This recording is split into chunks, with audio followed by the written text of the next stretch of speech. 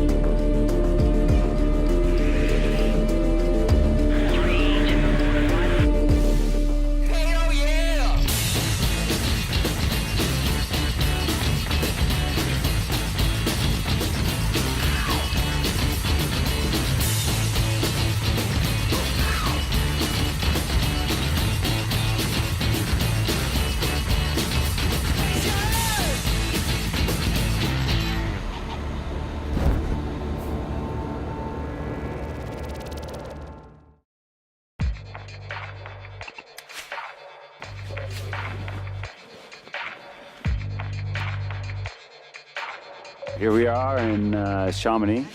Well, Chamonix in France. You know, I really don't have a ton to tell you besides this is one of the most magical places I've ever visited. As corny as it sounds, it's the birthplace of the word extreme. And whether it's rock climbers, skiers, now wingsuiting and speed flying and everything in the middle, you know, it's people that are taking the next step in any of those type of sports.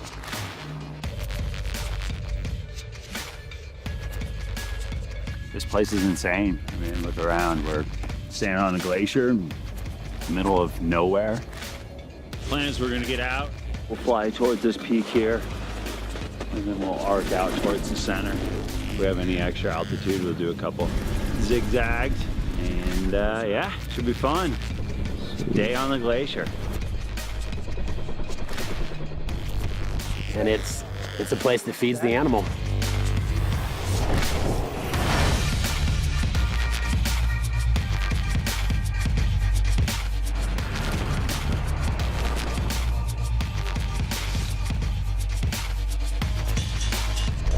Looks like the first jump in a location, man. This is way too much to take in, and then you look over and Swanson's all on his back, smiling, not a care in the world. I'm ready to more.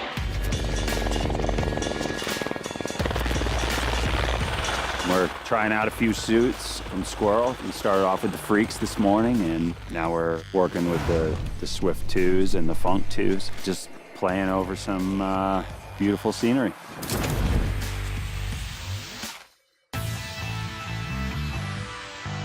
What we're doing here is really very different from skydiving, even though in principle it's the same. It's so much more intense. It doesn't matter how much experience or skills you have in the traditional skydiving environment, when you come here and you put on that single parachute system, no backup, you get out of the helicopter at 15,000 feet over 14,000 foot peaks, you know, you're never that far from terrain, even when you're at exit altitude. You're in a super narrow valley with very threatening and hostile terrain on all sides. It gets pretty intense really fast.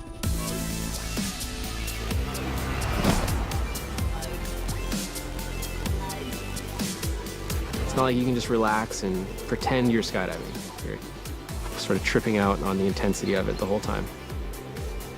We're lucky. There's not a lot of people that get the permission that we got to come out here and set up a base camp here on the glacier and rage.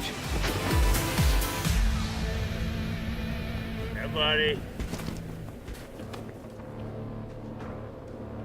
There's nothing like jumping off of Earth, you know, and just like going from the zero into acceleration and flying. There's nothing like it, you know, but for the longevity, things of that nature. It's been a while since John base jumped with the wingsuit, for sure. Like the hardest part is the step off. Everything's running through your mind, like your perfect exit. Because that step off, it's one sequence of that no feeling to feeling. Did I do everything right? There it is.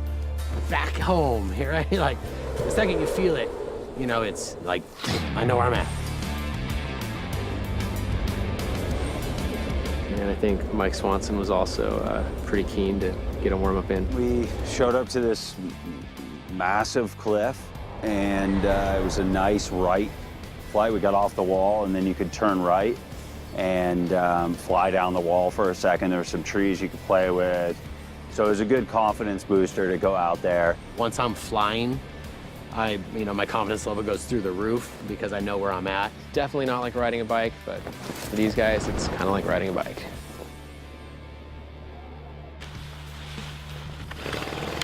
So those 40-foot tall inflatable pylons are meant to be kind of gate for some slalom flying with our wingsuits. So now that the wingsuits have developed to the point where they are now, there's no truer form of human flight. I guess the concept of flying wingsuits around slalom gates down the side of a mountain sounds pretty crazy. It's taken the naked body, given it more power, to give it more freedom. The idea is to have a physical object to fly around because that's fun. And it's 100%, human body piloting. And we're showing that by being able to fly feet off the ground in a super controlled way.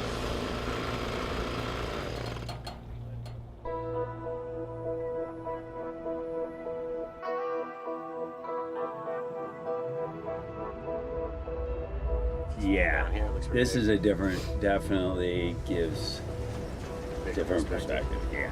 I'll try to just remember this and then close my eyes till I exit. The trickiest part of today, just remember this picture and don't look down. Just walk out there. Getting up to the top obviously was just a lot of mind games, going to, reprocessing all the stories I was told about the place. The first thing on my mind was that cornice. And all I heard about since I've been here is that cornice is going to go at any moment. And anybody on the exit point when that happens is done.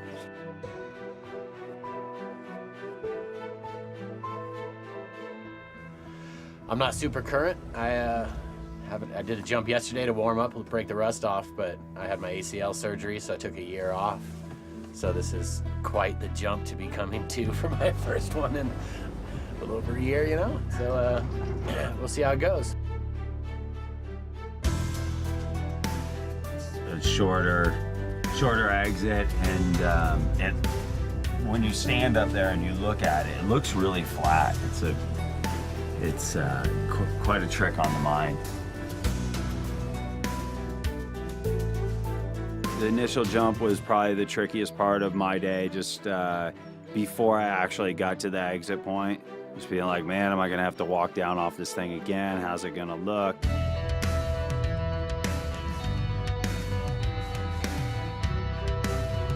Three, two, one.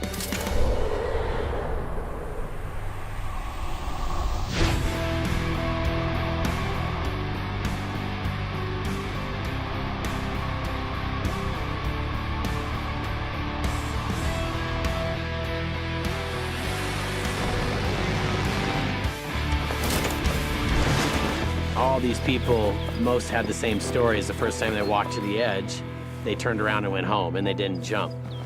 And so here I am going, all right, like, first time to the edge, here I go. So that was the hardest part for me, was first step off the rock. How I knew that was happening is I dropped the visor, and normally it never fogs up. And I stood a couple extra beats, enough that I started watching the fog. And as funny as it sounds, is the creeping up of the fog on my lens, on my shield, is what made me go right when I did. Because I was like, I can't stand here anymore. I'm not gonna be able to see. 3, 2, boom, send it.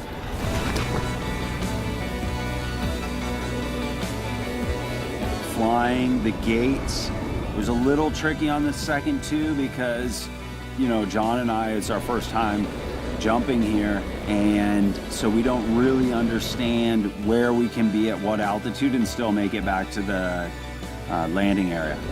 So it was an on-site kind of thing.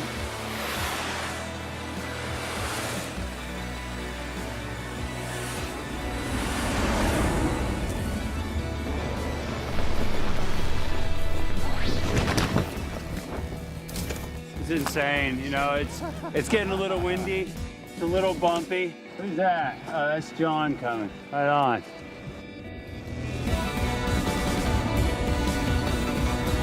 As soon as you step off the rock, the wing inflates, you're at home. and then it's game on. So, you know, from that moment forward, it was just pure stoke. Yeah, it's pretty sick. Yeah, man. That's sick. That was pretty much as epic as it comes. Really intense. The wind's picked up this last jump. Watching the pylon swaying, there's no doubt in your mind that it's turbulent out there. When you see something you're going for, there's trees in front of it, you're like, I don't know. Maybe I'll pull up now and come do it another day. You know, any sane person would probably retire. They should probably go see a psychiatrist or something.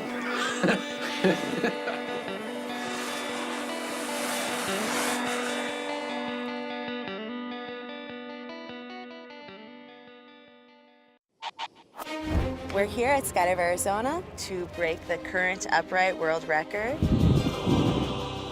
The weather ain't gonna be cooperating, so we just gotta make it happen.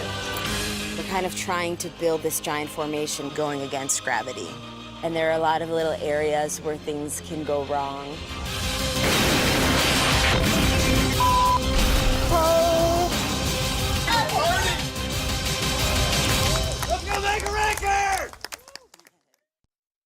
What up, YouTube?